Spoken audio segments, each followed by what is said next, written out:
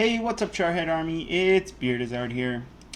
So as I did promise, I was gonna start a new style on my channel for Beardizard Talks. Da-da-da. There you go. So Beardizard Talks. Today we're gonna talk on a subject about how to deal with depression. Honestly, depression has been something that I never thought I'd have to deal with, and I have had to deal with it now in my own personal life. Depression is defined as a mental, what did it say? A common or serious medical illness that negatively affects how you feel, the way you do things, and the way you act. I know it sounds very scary. It can be scary, honestly, guys, and you shouldn't have to deal with it, but it happens. It happens to everybody. For a really long time, I never realized that I was depressed. I was under the impression that you just have to suck it up and deal with it. Unfortunately, that logic, that way of thinking doesn't help anybody anymore. That was like an old school style of thinking. You didn't need help. You were part of it had to do with the fact that I was a guy too. A lot of times people expect men to be men. We have to be strong. We can never be upset. We can never feel pain. We can never do emotional pain. And honestly, guys, that's a crock of crap, and don't believe it at all. I've been through a rough time in my life and everything like that. There's been times where I wanted to just give up, times where I got close to giving up, and I had a support system and people take care of me and make sure that I didn't do anything stupid, so that we can continue to do this. And that's why I believe that this is something that we have to talk about, something that we need to talk about. And part of my channel was to spread love, and this is my way of spreading love to you guys, helping you deal with this stuff. So I hope you continue following on, guys, and yeah, we'll jump right into it. Alright, guys, big disclaimer, I am no doctor, just so that you know. But these are some of the things that I did and some of the things that I've researched and found when I realized that I was depressed, on how to cope with it and how to make things kind of a little bit better, a little bit easier. So one of the major things, and this one really helped me beyond belief, and shout out to the three people who really forced this to happen. I'm a guy who kind of shuts down. I don't always, when I'm in pain and stuff like that, I don't vocalize it. I know it's something that I should work on, but it's just how I was raised. But something that I was doing, I didn't realize it, but I was speaking out through my social media in different kinds of posts. I used to make memes and stuff like that for Instagram, and my memes went from being kind of cheerful or book quotes or stuff like that to these dark, kind of weird, not necessarily weird, but very dark memes that I was making, talking about inner demons and stuff like that. And honestly, one of my friends, Aaron, man, he reached out to me and was like, "Hey, what's wrong?" And I said, "Nothing, I'm fine."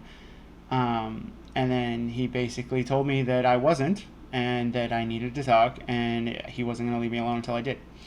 And that was at a point where I was at the end of my wits. I think I was almost I was at the point where I was ready to give up. And I realized that I needed to talk, and I talked to him about some stuff that was going on. And you know what? Reaching out, staying connected with people, don't be afraid of it, guys. Don't be afraid to say, like, hey, I'm not okay right now. I need somebody to listen to me. I need somebody to help me out. Because honestly, if you never ask for help, you're never going to get it. That's something that at the before and after school program, when I was there, I used to tell the kids all the time, if you don't ask, you won't receive. And I mean, sometimes it's hard. Sometimes you don't want to admit that this is going on and that this sucks, and you don't know how to explain it to people. But honestly, just having somebody listen, somebody to sit there and hear me, actually speak about what was going on in my life and where I was at, and and how deep I'd fallen into that darkness. It was honestly, it was a huge relief off my shoulders. How did I describe it? So I felt like I was in quicksand. Everything seemed to be going wrong, and the harder I fought against making it right, um, the deeper I sank, because that's how quicksand works. The more you fight with quicksand, the deeper you sink. And it was really rough. But after I talked to Aaron, and I actually got help and stuff like that, I felt the relief, just the weight lift off my shoulders. That's what I was going for, weight. So making sure that you're staying connected. And honestly, guys, a phone call, it'll go a long way. But if you have FaceTime, if you have webcam or anything like that, where you can actually see the person's face, where you can actually talk to the person and see them, because sometimes, honestly, guys, sometimes people can fake it in their voice. They can fake that it's okay and everything's fine and everything's great, but you can usually read somebody's face. And just seeing somebody's face and seeing them light up to see you and stuff like that, it can make a complete difference. Um, it totally changes how the interaction is. I used to hate FaceTime. Now I FaceTime my dad whenever I can, because it's fun to see him try and work technology. But B, it's good to see his face, and it's not always something that you get to see every day. And that's another thing, guys. Like, cherish the people that are around you.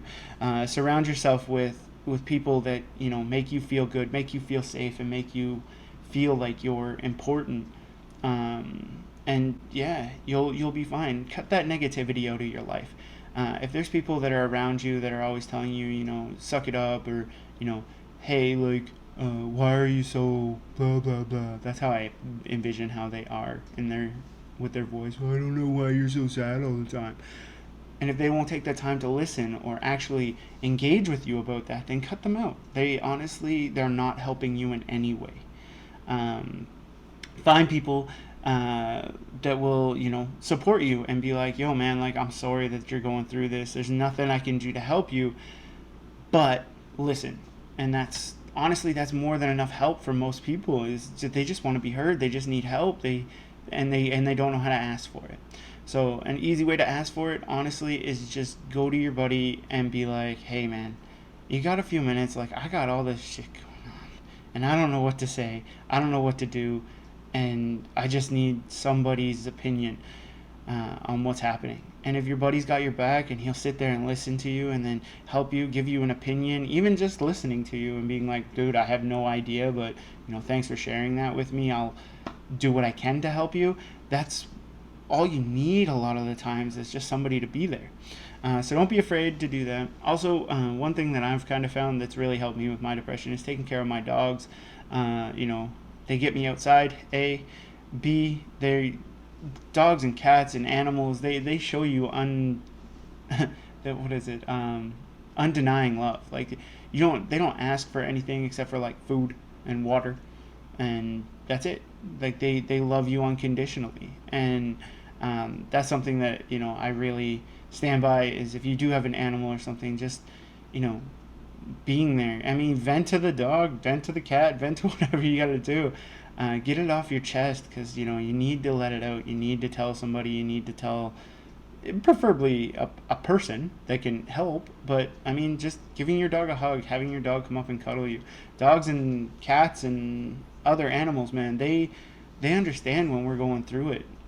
It's just in their nature. So they'll come up and they'll nuzzle you. And as annoying as it can seem, and as bad as it may seem, sometimes you just want to be left alone. They don't want to leave you alone, because they understand that you're going through stuff. If you can, I know where I live, it's not really a huge thing, but just reaching out to people who are going through the same kind of stuff too, joining a support group, stuff like that. That'll help you guys. But I get it. It's tough when it's tough to take that first step, and I've been there. I had to take that first step, and it sucks.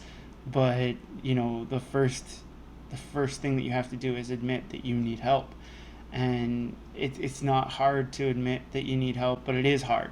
It's hard emotionally to admit it. I don't know why it was so hard for me to admit it, honestly. I literally I asked for help with like physical things all the time, but like to admit that I was emotionally beat down and that I needed help. I don't know why it was so hard, but my inner saboteur was like, "No, man, you're weak. You're pathetic for asking for help," and that's 100% a lie. You're not. You're not pathetic for asking for help. You're actually better off asking for help because if you how did I describe it? Say you had to lift a piano. Would you do it by yourself? No, you wouldn't. That'd just be stupid because you're going to hurt yourself. You would ask your friends for help. You would be like, yo, man, can you come help me? Or you would hire a moving company. So why do we struggle so hard with that with our mental health? Why can't we be like, hey, man, I need help? Or, hey, you know, Mrs. Counselor Lady, I need help. So what I'm saying is the next time that you're feeling down like that, the next time that you feel like, you know, the world is against you and everything like that, reach out to a buddy to help you fight the world. It's you know, I play D&D all the time, and I you know, one of the biggest things is don't split the party. And by trying to deal with all this stuff by yourself and trying to take it all on by yourself because you're afraid, you're splitting the party. You're not reaching out to the resources that you have. So, you know what, guys, like I'm a big hypocrite right now because I did the exact same thing, but I learned from it, and you know sometimes you have to make mistakes to learn from it. So learn from my mistakes. That's why I'm doing these talks. So you know, reach out to a friend, ask for help. It's hard. It seems easy until you need to do it. So the next thing that I think that we need to talk about, guys, is doing things that make you happy. So, for instance, a lot of people are curious why I started a Pokemon YouTube channel. Pokemon was the last time that I actually felt happy. I remember opening packs as a kid and just being completely stoked when I would pull a holofoil, because they weren't always guaranteed, guys, as you've seen in my videos. But I used to get so excited about that, and it was so fun, and I was surrounded by people who love Pokemon, and it was just a time that I remember being fully and immersed in happiness. So when they asked me why I started a Pokemon YouTube channel, I did it because it makes me happy. It makes me happy to know that other people are checking out my stuff, that they're enjoying it, and if I give them those 2 minutes of escape, or most of my videos are 10 minutes, 10 to 15. If I give them that escape, just watching me open packs and talk and stuff like that, then I've done something that I truly love, and I've helped other people do it. So if you find something, anything that you know you enjoy, whether it be writing, which is another thing I enjoy, hence the book, reading, again, hence the books, anything that you enjoy, guys, whether it be writing, reading, playing music, listening to music, hanging out with your friends, playing video games, you know, doing anything, going for a walk, grab onto it, hold onto it with all your might, because when you're struggling and you're deep into the darkness and stuff like that, you're going to want to not do those things. But if you force yourself to do them, if you tell yourself, nope, I'm going to go and enjoy this, I'm going to do this, and you actually go do it, you will feel a little grain, that little light in that darkness will be there, and it's that thing. When I started the YouTube channel, guys, some of you may realize that I was not as happy-go-lucky as I am now. I was deep in the darkness. I wanted something to hold on to, something to drive me, something to make me feel good again. And the YouTube channel actually did bring that to me. I started writing again, so I'm working on another book. I started, you know, I'm going back to school, something I never thought I'd do at the ripe old age of 32. You know, I started hanging out with my friends more. I started playing D&D more, and I found the things that make me happy, found the things that I want to do with my life, and I held on to them as tight as I could until I was able to traverse that darkness, and now I'm happy-ish. I mean, there's still days. There's days that you know will always come, and Days that will, my beard looks weird. Um, sorry guys. Squirrel brain.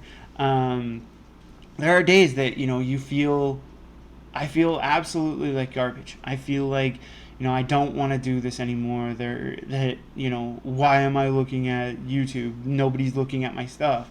But then I go and I look and I see, 30 people have looked at my stuff. So guess what? I've helped 30 people, or 30 people have checked out my stuff, and they checked it out and they enjoyed it because they watched it. And that makes me feel good. Even when I don't have a lot of views on my videos or something like that, sometimes I'll take the dog for the walk. Sometimes I'll start planning a D&D campaign. Sometimes I'll sit down and write. I found the outlets of things that make me happy, and I utilize them when I feel down. So look for those things, guys. Look for those things that make you happy, whether it be kicking a ball down a field or, going to a lake and sitting there, watching the river flow. It doesn't have to be something big. It could be literally listening to your favorite song over and over and over again on repeat. Find those things that make you happy and hold on to them. Don't let other people dictate your happiness, but you need to find the things that make you happy and really drive forward with them. And trust me, guys, it will be light and day. Oi. See, Beardizard can't even talk, guys. And I'm going to leave these bloopers in these videos because it shows that I'm a human being, A, and B, that, I hope it makes you guys laugh. So, yeah, it's night and day, not light and day. It's night and day when you find those things, guys. Trust me. I lost them for a while. I used to just sit there and, I looked at everything in my life that was negative, and I completely forgot about the positive because it's so easy to do. If you fail a test at school or something like that, you dwell on that. You dwell on the fact that it doesn't matter that you got 17 A's the day before on all your homework, or the month before everything that you did was an A, but you failed once. What do you talk about? Not the 17 A's. Well, I failed. Well, no, you didn't fail. You misinterpreted the information and you ended up, learning from it. So don't dwell on that stuff, guys. Honestly, dwelling on the negative is a breeding ground for depression. It's hard to not dwell on it because it's something that's easy to get caught into. But you know what? Try your best. And if you're struggling on it, again, see point A, where you reach out to people, talk to them, and eventually you'll be able to do this like it's not even happening to you anymore. Like you won't even realize that you're doing it. Half the time I don't even realize that I'm doing it, that I just get up, I feel like crap, so I sit down at the computer and I start writing. And then after I'm done writing, I feel better, and I don't know why. And it was all of a sudden, I found that thing that made me happy. I realized that I wasn't happy. I found the thing that makes me happy, and I did it. So, I hope that helps you guys out. I know it sounds, I don't even know if you guys are going to enjoy this or not, but meh. Again, inner saboteur. Alright guys, I'm not going to make this too much longer because these last few points can kind of go hand in hand and twist, and they're kind of like a ball. Get out there, get active, get moving, do something that boosts your immune system, take your vitamins, get some healthy food into your cells. I know it's really hard, especially now that everything is open here in Alberta. It's really, really, really, really hard not to just go to all these wonderful places and get all this bad food for you. And I know during the pandemic and stuff like that, there was a lot of places that, we relied on takeout a lot. At least I did, because, I got a little chubbier than I used to be. So I'm working on that. But basically, guys, get out there, get some sunlight. Sunlight is so amazing, and right now it's so hot out. People are trying to hide in the shade and stuff like that, but just be outside. Enjoy the wilderness, hustle and bustle of the city, whatever you enjoy, just be in the sunlight. Get some vitamin D in you. Get some vitamin B into you guys. Eat some. I know I'm not going to tell you to eat your vegetables, but vegetables do help. And, eat a leaf of lettuce or tomato or something. Guys, get some healthy food into you. And the last thing that I want to talk about, guys, and I know that this video is kind of dragged on because Beardizard doesn't know how to shut up. But the last thing that I want to talk about is, honestly, challenge negative thinking. I kind of hinted on it in the last part there, but challenge it. Don't let yourself think negatively. As soon as you start thinking negatively, think positively and go with the positive. So instead of, hey, we'll use the Olympics. Instead of, hey, I lost the gold medal, it's, hey, I won the silver. It sucks that you lost the gold. And I get it. It 100% is gut-wrenching that you lost the gold medal. But you know what? You placed second. You did amazing. You are an amazing person. It's just all about challenging that thinking and being like, well, finding the positive in the negative. There's always a positive, because it's like a yin and yang. There's always a positive when there's a negative. It's hard sometimes, and sometimes you have to dig deep. For instance, one of the times that I had to dig really, really deep was, I'll be straight up with you guys, when my mom passed. Trying to find a positive in the fact that my mom passed away was one of the hardest things, and it took me almost 10 years to find the positive. I always just kind of was like, well, it's whatever. I'm dealing with it. I always said, I'm dealing with it. It's fine. I'm dealing with it. Then I thought about it, and after I started challenging the negative thinking and everything, I started to realize that I was thinking that way about my mom and stuff like that.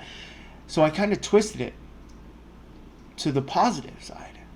My mom's passing made me go to Ontario, and I got my dog, Trinity, who I absolutely love. It made me into the man I am today, gave me the confidence to, through a lot of hard times, just be able to